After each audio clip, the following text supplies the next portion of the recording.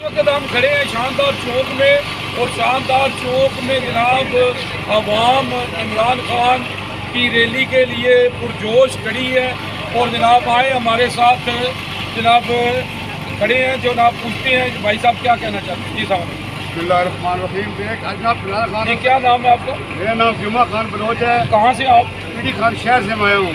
अच्छा, पीटी खान से चले आप? हाँ जी, रैली के साथ रैली लेकर आए हम।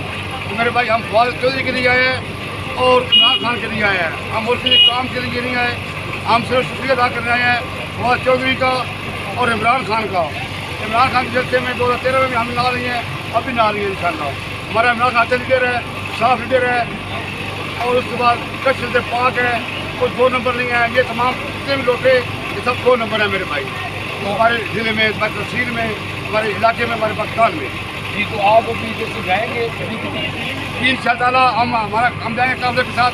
हम कुछ 150 बंदा है, बलोच लोग आए हुए हैं इमरान खान शहर से।